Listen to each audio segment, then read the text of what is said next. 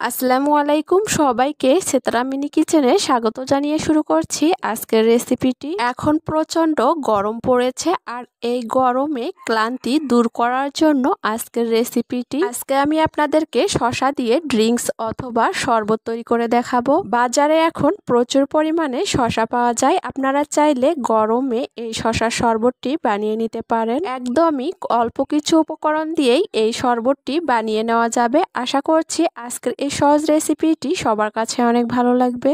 রেসিপিটি ভালো লেগে থাকলে আমার চ্যানেলটি সাবস্ক্রাইব করবেন আর বেল বাটনটি অন করে রাখবেন আমার পরবর্তী ভিডিওর নোটিফিকেশন সবার আগে পাওয়ার জন্য।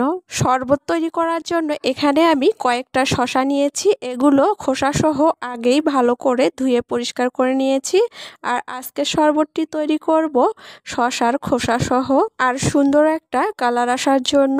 আর যদি খোসাসহ এই শরবতটি বানাতে চান তাহলে শসাগুলো অবশ্যই কচি শসা নিতে হবে। আপনারা চাইলে খোসা ছাড়িয়েও এই শসার শরবতটি বানিয়ে নিতে পারেন। এখন শসাগুলো এরকম গোল গোল করে কেটে নিয়েছি। এখানে আমি 2টা শসা কেটে নিয়েছি আর বাকি শসাগুলো রেখে দিয়েছি। এখন এই কেটে নেওয়া শসাগুলো একটা ব্লেন্ডারের জারে নিয়ে নিচ্ছি। এখন এর মধ্যে দিয়ে দিচ্ছি স্বাদ অনুযায়ী লবণ আর দিয়ে দিচ্ছি 1 চিমটি বিট লবণ। এখন দিচ্ছি 2 চা চামচ লেবুর রস। তারপরে এর মধ্যে দিয়ে দিচ্ছি স্বাদ অনুযায়ী চিনি। আপনারা আপনাদের টেস্ট অনুযায়ী চিনির পরিমাণটা বাড়িয়ে কমিয়ে নিতে পারেন। দিয়ে দিচ্ছি একটা কাঁচা মরিচ, এটা অপশনাল, আপনারা চাইলে বাদ দিতে পারেন। দিয়ে দিচ্ছি 1 চিমটি আদা বাটা।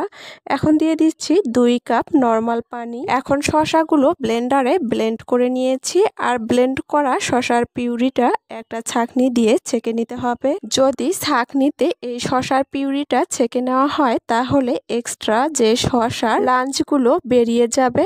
একটা চামচ দিয়ে ভালো করে এই শসাগুলো এভাবে করে ছেঁকে নিয়েছি আর দেখতেই পাচ্ছেন ছেঁকে নেওয়ার পরে এই শরবতের মধ্যে কত সুন্দর একটা কালার এসেছে। শরবতটা একদমই রেডি হয়ে যাওয়ার পরে এখন পরিবেশন করে নিচ্ছি। এখন আপনারা আপনাদের ইচ্ছে মতো আইস কিউব দিয়ে নিতে পারেন। এখানে আমি 3 টুকরা আইস কিউব দিয়ে দিচ্ছি। শরবতটা দেখতে যেন আরো আকর্ষণীয় লাগে এর জন্য এখানে আমি কিছু শসা আর লেবুর স্লাইস দিয়ে সাজিয়ে নিব।